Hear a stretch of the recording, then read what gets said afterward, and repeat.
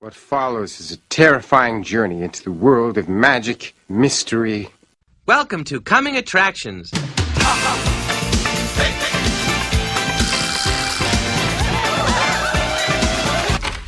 My shower is broken. May I use yours? Water. Chicks love it when you babble. When did it become cool for fake niggas to diss real niggas? Yo, what's going on, watchers, man?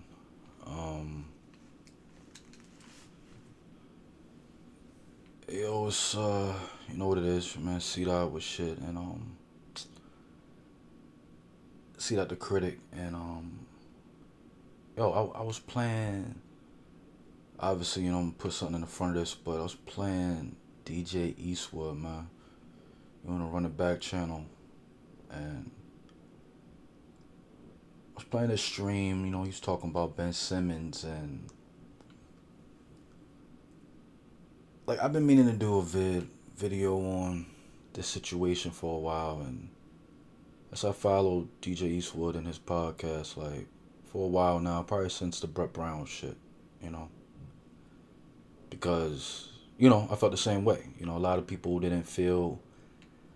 I remember in the Sixers, you know, fan base and shit, whatever you want to call it, you know. Yeah, they was riding with Brett Brown. You know, I remember it. We all remember it. Real ones know. We remember. And they were making excuses the same way a lot did for Ben Simmons, you know, and from the rip, look, I always been one of those guys, you know, who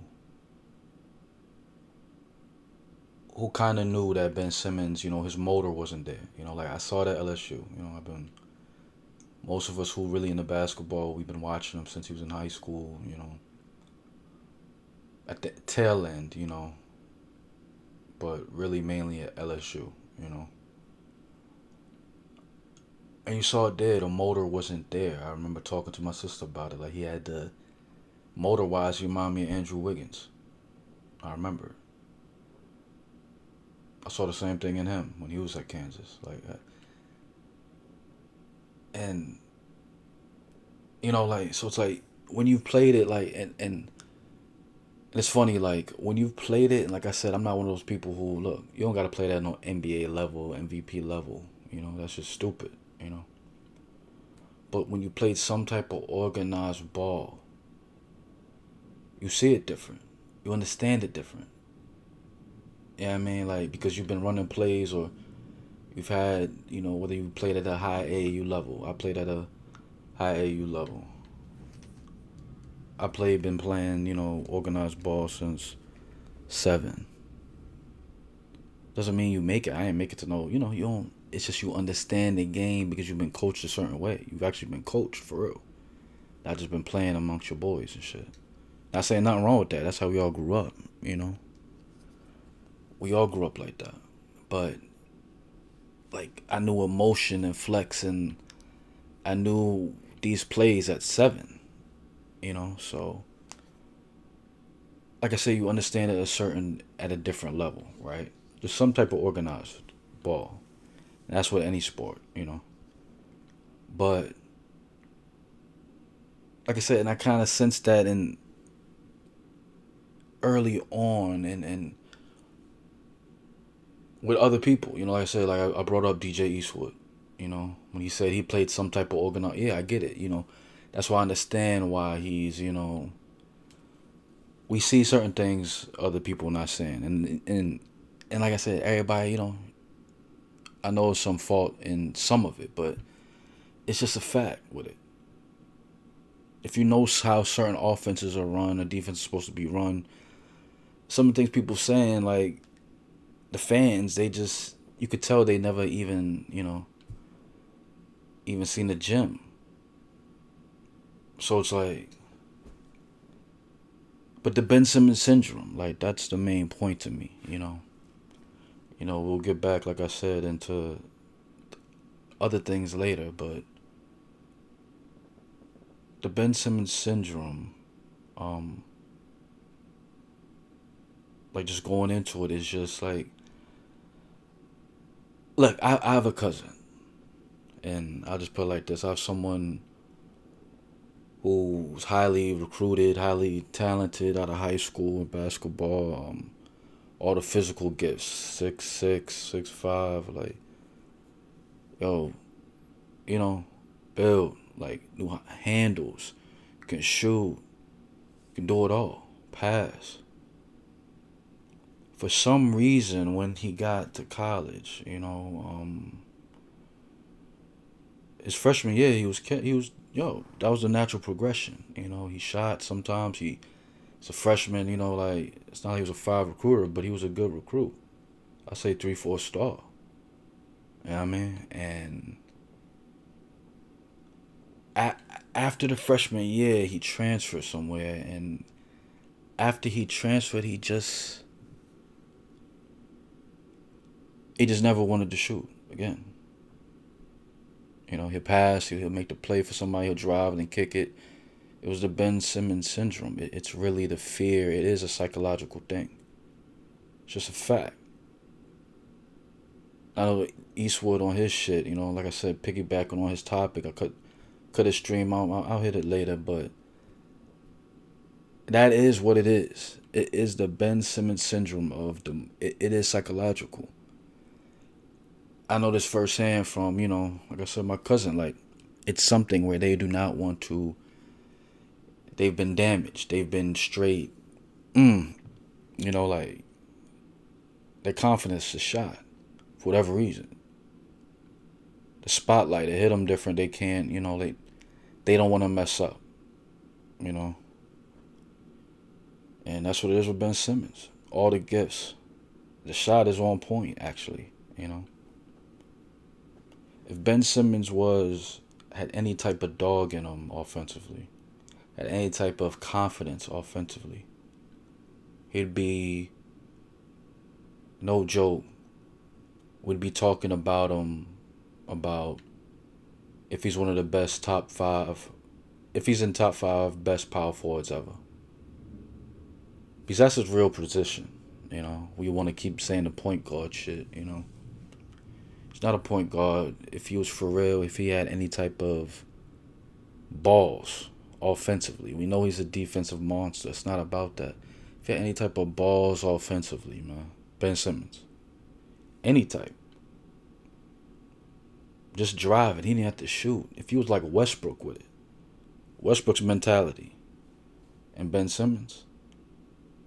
We'd be talking about if he was a top 5 power forward of all time. We'd be talking about it at this age. At his age now. He doesn't have it in him. I've seen it. He has a Ben Simmons syndrome. Like, I get it. Like, that's the coin term to me because we've seen it in players before. We've seen it in mad players before. Mad players with the potential. You know what I mean? We've seen it in Mike Beasley. So let's keep it real. We've seen it in mad people in the past. But this is where it's coined, where it's like, the Fultz shit is already crazy to me. As a Sixers fan, that's already was the weirdest thing. With his jump shot. Now to add Ben Simmons onto that, where I feel like it's a whole diagnosis, like I feel like a therapist could come in and do some work, have a big old thesis on how Ben Simmons is. Like, it's really psychological. I don't know. He's not faking it. He's one of them type niggas. Like, I don't know what he needs. If you... Hey, it's been a lot of rumors there out about him. Like, if you need what you need to do what you need to do, hey, I don't judge, man. Benny, I don't judge, So, get right, man. Because right now, Ben Simmons is just looking like... He's looking like the enigma of the NBA to me. Enigma. I remember back in the day, I think it was a Slam magazine. It was Reggie Miller. And some real sassy photos. They made him... I don't know if he made him take that or he wanted to take it. I don't know, Reggie. But they called him the enigma of the league. Couldn't figure him out. I don't remember what issue that was, but I remember that Slam magazine, you know. But the true enigma is Ben Simmons. Like I will never get players like him, and like I said, I know firsthand. I know firsthand, family. So like 6'5", you're that type of height, you're that type of size, you're that speed. Cousin was fast too, like, and you don't have that type of, oh man, it's crazy to me. But it's a real syndrome. It's a Ben Simmons syndrome. It's the motor is, it's just purring. You know what I mean? That's it. There ain't no real cat in it. There ain't no real dog in it. There ain't no real fight in it. It's just purring. The Ben Simmons syndrome, that is just a purr, you know? He basically Coily Ray. That's what he basically is, Ben Simmons. He's Coily Ray. Boily Ray. That's that nigga's name. Because that's all he is offensively, is a purr, man. Ben Simmons. Until he gets it, like he could have been the perfect power forward, to be honest. Perfect. On a championship team that everybody would have been at his natural position. You know. Then, like I said, Tobias is playing great. But in the long run, if we didn't make it, like I said, I want to make it. Embiid, I feel like we're winning. We're winning it all. I truly feel like that. We can do it with this team. I feel like we get through the East. I feel like anybody on the West we can take at 100%. We can take. Truly. But, you know, I truly think if Ben Simmons, if he just had any type of dog in him, and he didn't have this Ben Simmons syndrome, where offensively he is so passive, he is so gun shy, because he's so scared to mess up, and he's scared to go 5 for 20. I wouldn't give a fuck if he went 5 for 20, man. I don't care if the nigga go, I don't care, 1 for 30. Just put him up, man. Stop having your offense at a per, man. It's crazy. Like I don't get these niggas, man. I don't understand them. But, you know, that's what it is with the understanding now. But we'd have been able to, you know, he'd have been the perfect power forward, but he can't do that now. I don't know what he can even, I don't know. I really don't know. But look, it's just no motor. Ben Simmons syndrome, that's what it's labeled. We all know what it is. That's the new label to me. But, you know, like I said in the beginning, and DJ Eastwood, his running back channel, you know, like I said, to me, he's the best out talking Sixers talk, man. And it's a lot of guys on, you know, who have podcasts, you know, who have these credentials, you know, or even on YouTube, who, you know, they have certain backings, you know. It's cookie cutter. You know, it's not how we talk. It's not how we give it up, you know. And DJ Eastwood and his running back shit, like his podcast and his YouTube, oh, it's not just that he has the same views as me when it came to certain things. It's just that it's seen in a certain way.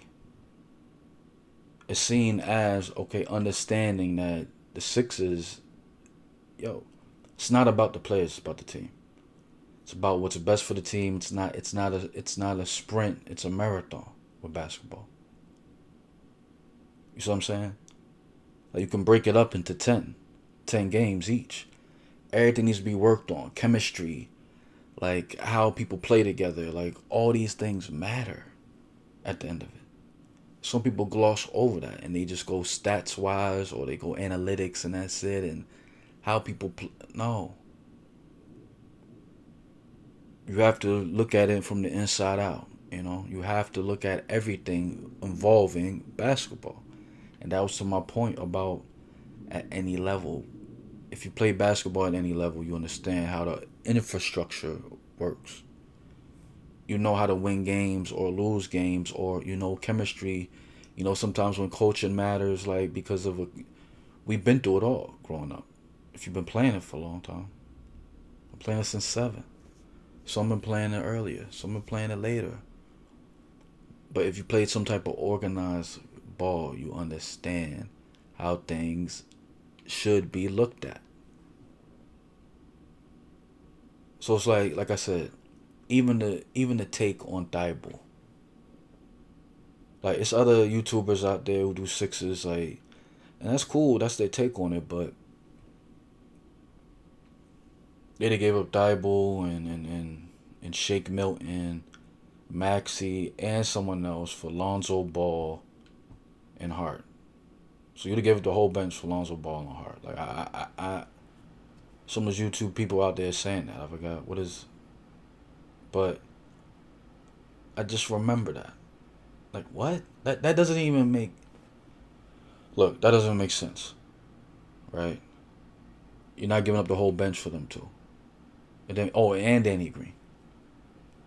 Like, come on, man. Like, all right, whatever. Look, we know what Benny is. We know what certain things are. Like I said, Thibault to me, and I heard when Eastwood said this.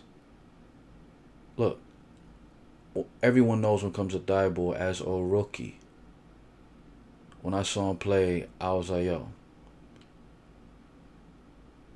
First few games, I said, dog, I've never seen a defender as a rookie like this ever. And I'm a defender. Look, I was good offensively. Good.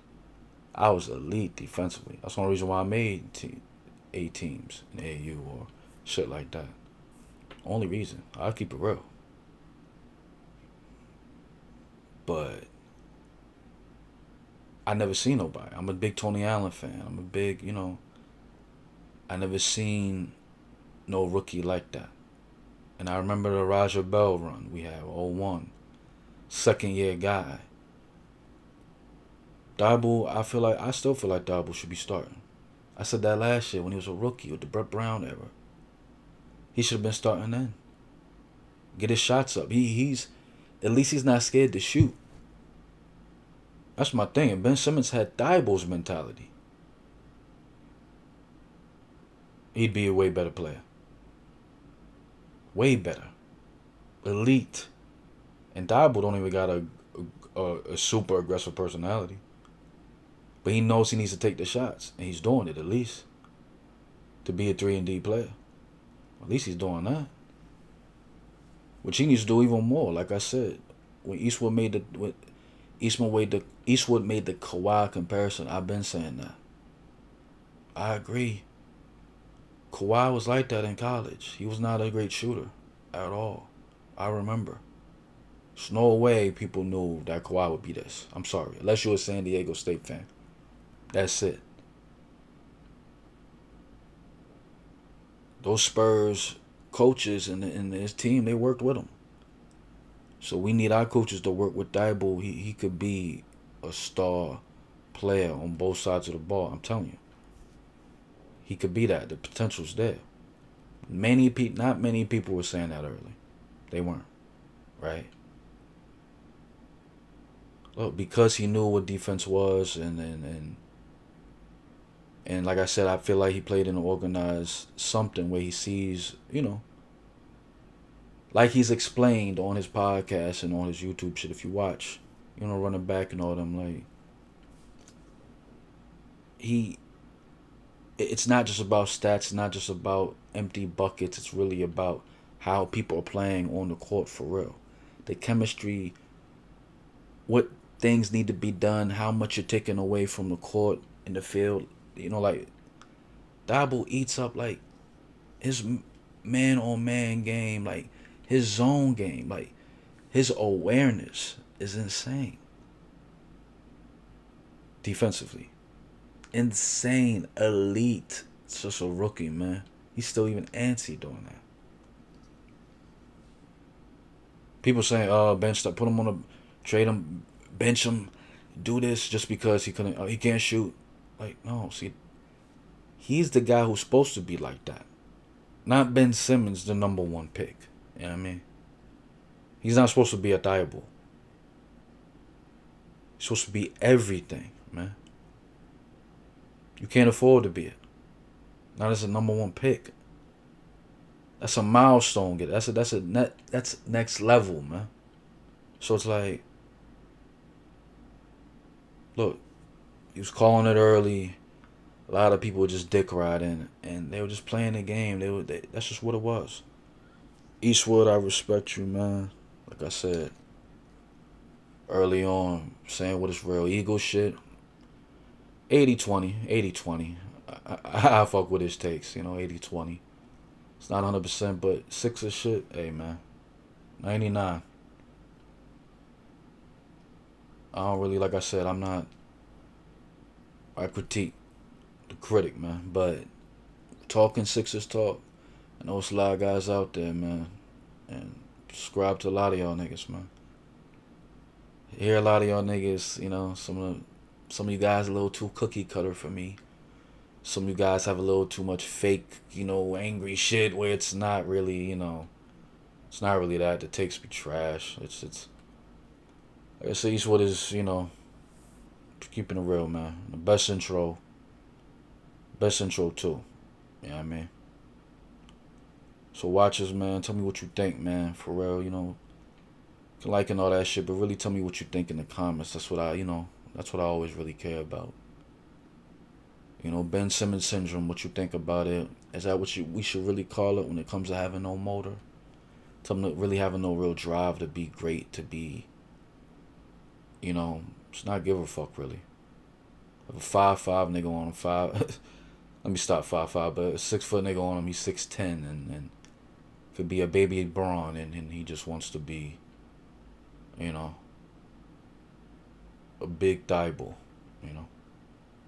But hey, that's what you want to be, man. Hey, at least Thibault shoots, man. I can't even call him a big Thibault. At least Thibault takes the shots, Hey, maybe he needs to be a big Thibault, man. That's how you get to the Hall of Fame. That's all he cares about is All-Stars and awards and shit for not giving a fuck, Maybe you'll get to the Hall of Fame if you just, try to be like your big bro Thibault, man. Try to be like him, Maybe you'll make it. Really get to the Hall of Fame one day. Tell me what you think. And the same thing with the DJ Eastwood running back. What you think? Who you think is the best Sixers talk guy if it's not Eastwood, man? Do you think it's what are the other guys? 824, the other dude. Forgot the other dude. Damn. I fuck with him too. Well, except for, he's a little, I say a little corny sometimes, but everybody gets their takes, but so who you think is the best at it, That's included with all the other guys who, one of the podcasters and journalists and all that shit who do Sixers shit. Sixers talk, all that. Who you think Sixers is the best? Tell me what you think in the comments, man. But till next time, man, watchers, man. See that the critic, man. Watchers keep watching, man.